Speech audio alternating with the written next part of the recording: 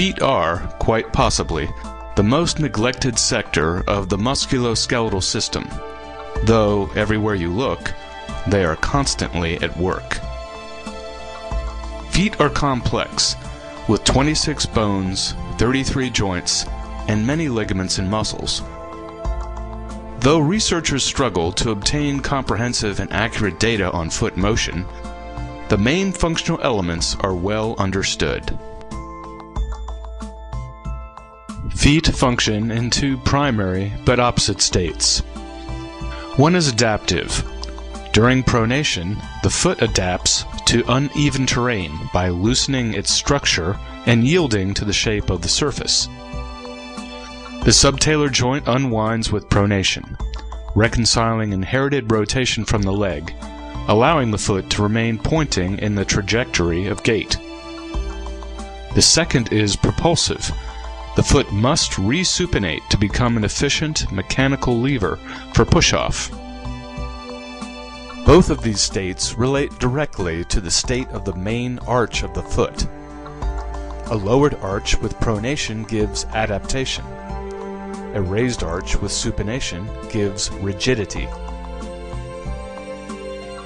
Most people demonstrate too much pronation and flexibility, some in childhood and some as they age. This is what one would expect, considering the combined effects of gravity, increasing body weight, sedentary living, and the hard, flat floors of modern life. The plantar ligaments become overstretched and slack. The muscles are either too weak or develop overuse conditions.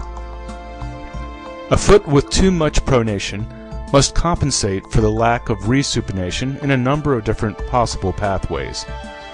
One thing all these pathways have in common, however, is that they all lead to deformity, pain, or both. So the question facing most healthcare providers when evaluating their patients' problem feet is, what is the best way to restore the missing resupination, since normal function is the key to musculoskeletal health? Assuming the condition has not deteriorated to the point of requiring surgical correction, most providers look to a good, functional, or biomechanical orthotic for therapeutic intervention. The many different kinds of orthotics and their conflicting claims of efficacy can be confusing. Moreover, many providers have not seen the expected results achieved for their patients. If one looks at the various strategies currently used for correcting the foot with orthotics, though, there are really only two types. The first type is by far the most common or mainstream device. It is based on the ideas that emerged from the professors at the California School of Podiatry in the 1970s, most notably Dr. Merton Root. Root proposed a model of foot correction known as subtalar neutral, evaluated with the foot in midair in the open chain.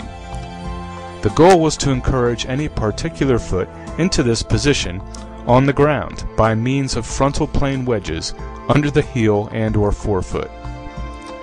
Most custom casted foot orthotics today have minimal arch support and a variety of such wedges, the most common being the medial rear foot wedge or post.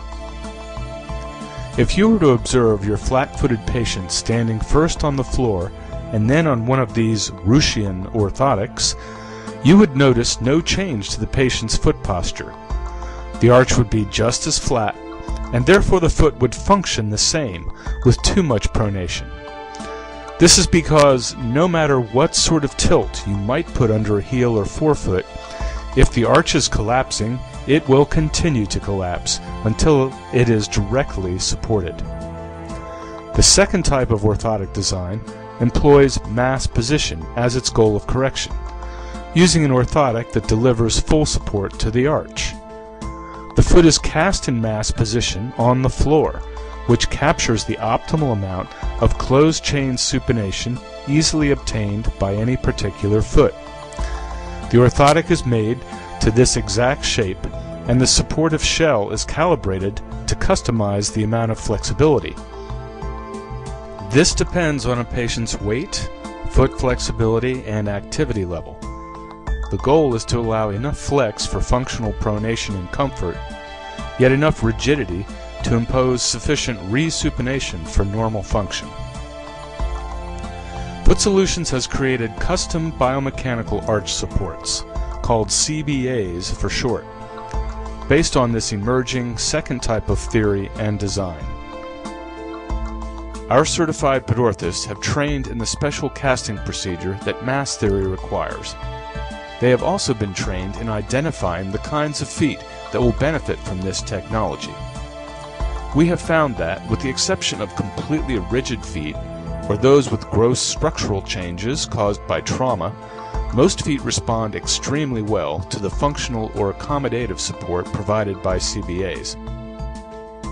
Unlike most supports that rely on an odd mix of pads and wedges, CBAs simply give back to the foot its own normal posture, defined by the mass casting technique.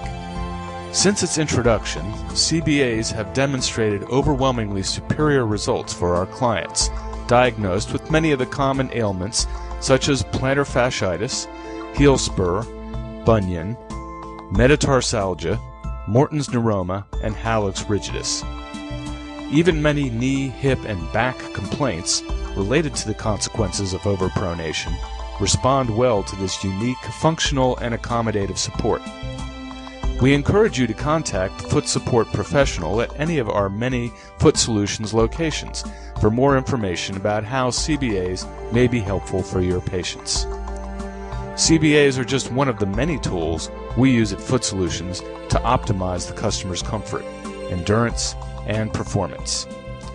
We are proud of our comprehensive approach to matching needs with solutions.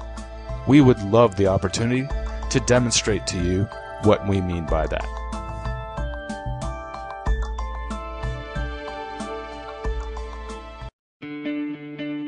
High arches, low arches, flat, wide, narrow, toes that cross over, toes that don't, big feet, small feet, feet that have walked thousands of miles, feet that can barely take another step.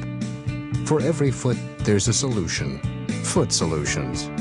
Go to footsolutions.com for a store location near you.